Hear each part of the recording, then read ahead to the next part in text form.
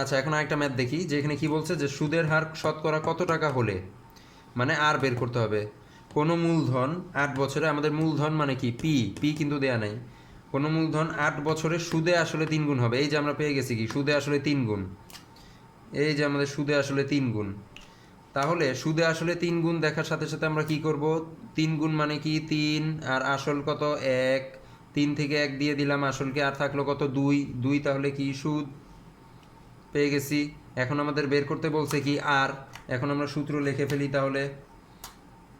আর সমান সমান আমরা কি জানি, আই তার নিচে কি পি ইন্টু এন ইন্টু কত 100%, অবশ্যই 100 দিয়ে 100% গুণ হবে, যেহেতু আমরা পার্সেন্ট, যেহেতু আর এর অ্যান্সারটা হবে পার্সেন্টে, তাহলে 100 দিয়ে গুণ, 100% দিয়ে গুণ। তাহলে আই সমান সমান আমরা কত পাইছি, সুদ, সুদ পাইছি আমরা কত 2, আর নিচে আমাদের পি, পি কত পাইছি আসল 1, ইন্টু এন কত 8 বছর 8, ইন্টু 100%, ইন্টু 100%। তাহলে শেষ। এখন খালি কাটাকাটি করলেই অ্যান্সার। এখানে আছে 8, 100। আচ্ছা, 8 দিয়ে যদি আমরা কাটি তাহলে এখানে কত 50, আর এখানে হচ্ছে 4।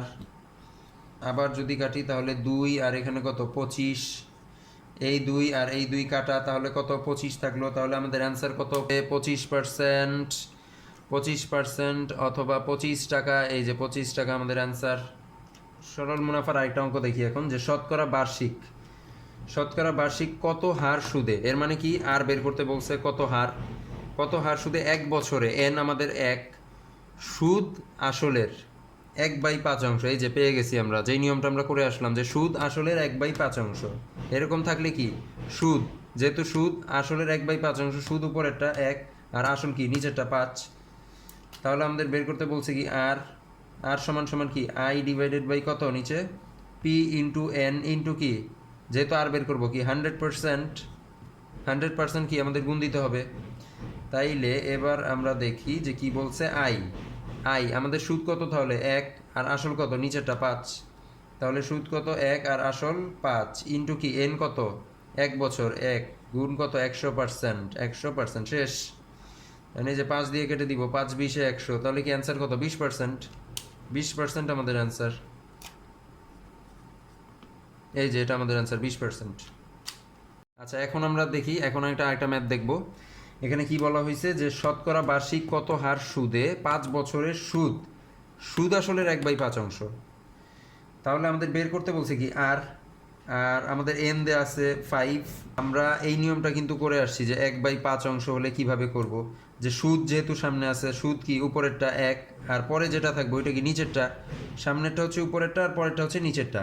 তাহলে এর আগের ম্যাথে আমরা করছিলাম যে আমাদের দেয়া ছিল যে সুদ আসলের 1/5, তখন আমরা কি করছি, সুদ উপরেরটা, আসলকে দিছি 5, নিচেরটা। এখন দেওয়া আছে কিন্তু যে সুদ, সুদ আসলের এই এই যে এই লেখাগুলো খুবই গুরুত্বপূর্ণ, খেয়াল করতে হবে এই জিনিসগুলা, যে এখানে কি সুদ আসলের 1/5 নাকি সুদ সুদ আসলের 1/5। তাহলে এখানে যেইটাই থাক, সুদ আমাদের উপরেরটা, মানে প্রথমে যেটা থাকবে এটা হবে উপরেরটা, আর পরে যেটা থাকবে এটা হচ্ছে নিচেরটা। তাহলে সুদ হবে 1, আর এখানে কি সুদ আসল, সুদ আসল তাহলে নিচেরটা 5, সুদ আসল তাহলে এখন 5। এখন আমাদের বের করতে বলছে আর, আর সমান সমান কি I divided by P into N into কি 100%, 100%। তাহলে আমাদের তো আই দেয়া আছে 1, আর এন দেয়া আছে কত 5, কিন্তু আমাদের পি কিন্তু নাই। আমাদের কিন্তু এখানে সুদ আসল দেয়া, সুদ আসল কিন্তু পি না, সুদ আসল হচ্ছে এ, সুদ আসল আমরা কি জানি এ, বাট আমাদের লাগবে কি পি। তাহলে এখানে সুদ এ, সুদ আসল এ, আর সুদ আই দেয়া আছে, আমরা কি পি বের করতে পারবো না? আমরা কিন্তু দেখে আসি প্রথমে এই সূত্র যে এ সমান সমান পি প্লাস আই। তাহলে আমাদের কি বের করতে হবে পি। তাহলে পি সমান সমান কি এ মাইনাস আই। তাহলে এ কত 5, মাইনাস আই কত দেওয়া আছে 1, তাহলে 5 মাইনাস 1 কত 4। তাহলে আমাদের পি কত, পির মান কত হবে তাহলে 4। তাহলে আমরা এখন সূত্র অনুযায়ী বসাবো। এখন আমরা সূত্র অনুযায়ী যদি বসাই, আমাদের উপরে আই, আই কত আমাদের এ 1, আর নিচে আমাদের পি, পির মান কত পাইছি 4, ইন্টু আমাদের এন, এন কত দেওয়া আছে 5 বছর 5, ইন্টু কি 100%, 100%। শেষ, আমাদের কিন্তু ম্যাথ শেষ। এখন আমরা খালি কাটাকাটি করলেই শেষে 5 দিয়ে একবার এখানে কাটি, 5 20 100, আবার 4 দিয়ে কাটা, 4 5 কত 20, তাহলে আমাদের অ্যান্সার কত 5% আমাদের অ্যান্সার, এই যে 5%।